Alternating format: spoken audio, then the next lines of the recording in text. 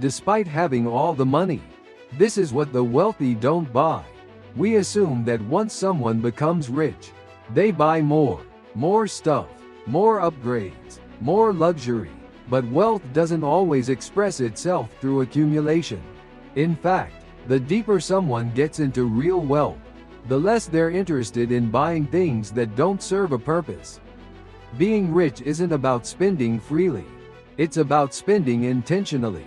It's not about the size of the house, but whether it makes life better. Not about the price of the bag, but whether it adds any value at all. The truth is, the wealthiest people often spend less, not because they have to, but because they understand something most people don't. Money is a tool, not a trophy. Today, we're going to explore what the rich actively choose not to buy, even though they easily could. Not out of frugality, but out of clarity. Because sometimes, what you walk away from says more about your wealth than what you show off. And if you're serious about building lasting financial freedom, these insights might just change how you think about your next purchase. Welcome to 86 Dawn Finance YouTube channel, where we break down the hidden mechanisms controlling your financial life. Let's break it all down. No fluff, just the truth. Part 1. The Upgrade Illusion.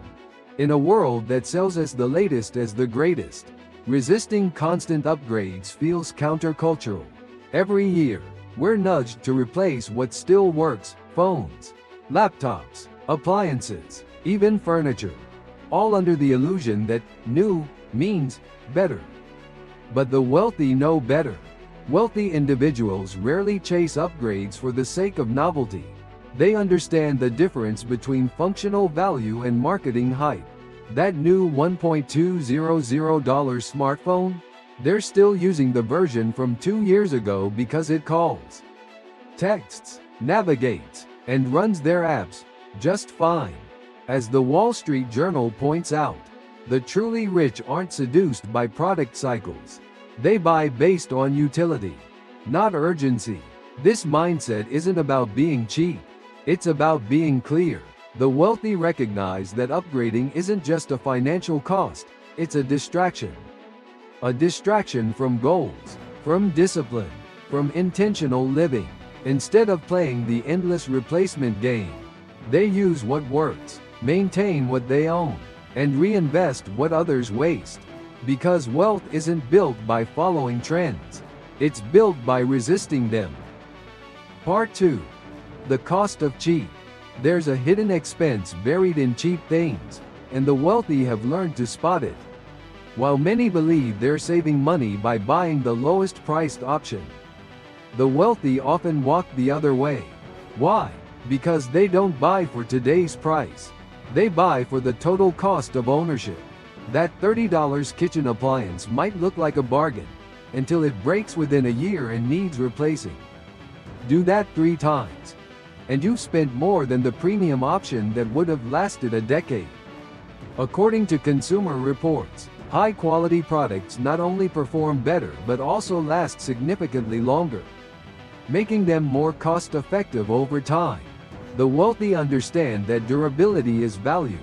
They don't get lured by low upfront prices. They look at the full equation: reliability, longevity, and maintenance costs. This isn't luxury thinking. It's investment thinking. They'd rather spend $500 once than $100 5 times. It's how they preserve wealth while others slowly drain theirs, one cheap item at a time.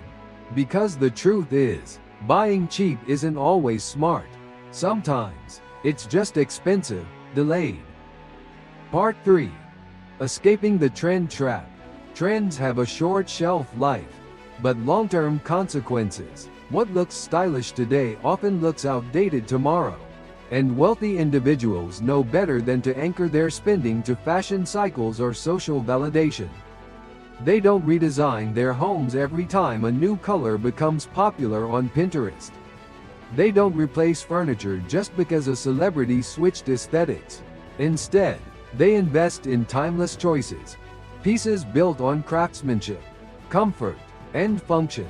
According to Harvard Business Review, the wealthy tend to design for longevity, not applause. Because trend chasing is expensive, it fuels a cycle of dissatisfaction, pushing you to constantly refresh your wardrobe, your home, your lifestyle, not because you need it, but because someone else said you should. The wealthy break that loop. They don't buy to impress. They buy to live well, on their terms. Classic over trendy, substance over style, quiet over showy. In the end, it's not about how current something looks. It's about how long it lasts, not just physically, but psychologically. Because true wealth isn't about keeping up, it's about opting out. Part 4. The branding illusion. Just because it's expensive doesn't mean it's better. And the wealthy know this better than anyone. They've learned to separate marketing from merit. A $2 handbag might carry a famous logo, but that doesn't mean it's crafted better than a $200 one without the branding. As Harvard Business School research shows, wealthy individuals often become more brand skeptical as their wealth grows. They've seen behind the curtain, and what they find is markup, not meaning. They don't buy to signal status. They buy to solve problems. If a no-name product delivers equal or better performance, that's the better deal, regardless of how recognizable it is. According to McKinsey, the most affluent consumers often shift from conspicuous consumption to invisible quality, quiet craftsmanship, niche makers, and function-first thinking. Because branding is a game, and the wealthy don't need to play. Their confidence doesn't come stitched into a label. It's built on security, not show. So while others chase logos to feel successful, the truly successful chase clarity, knowing exactly what they're paying for and why. That's how you keep your money. And more importantly, that's how you stop needing to prove that you have it. Part 5. The insurance they don't buy. When you buy a new phone, appliance, or laptop, you're often asked, would you like to add the extended warranty? For most people, the answer is yes, because it feels like protection. But wealthy individuals usually decline, not because they're careless, but because they've already run the numbers. According to Consumer Reports, most extended warranties go unused. And when repairs are needed, they're often not covered or cost only slightly more than the policy itself. The wealthy know this. That's why they self-insure. They set aside their own money for emergencies rather than pay recurring premiums for low-probability events. It's not about avoiding protection. It's about avoiding poor math. They also avoid overinsuring for things that won't significantly impact their financial life. A scratched tablet or a cracked fridge isn't a crisis when you have a financial cushion. Peace of mind is important, but not when it costs more than the problem it's meant to solve. Real wealth doesn't mean preparing for every possible failure. It means building a system strong enough to absorb them. So while others pay for worry, the wealthy pay for resilience, and that changes everything. Part 6. The power of saying no. Wealth isn't built by what you say yes to. It's built by what you consistently say no to. Impulse purchases, subscriptions you forgot about, flash sales, designer drops, trending gadgets, all of them promise a quick hit of satisfaction and deliver a long-term erosion of focus, clarity, and capital. Wealthy people understand this. That's why their most valuable habit isn't what they buy, it's what they refuse to buy. Saying no is a skill. It's the difference between control and chaos. According to Morningstar, high net worth individuals score significantly higher on delayed gratification and financial planning discipline. Not because they're stingy, but because they're strategic. They pause, they wait, they ask, does this move me forward, or just distract me? And they answer honestly.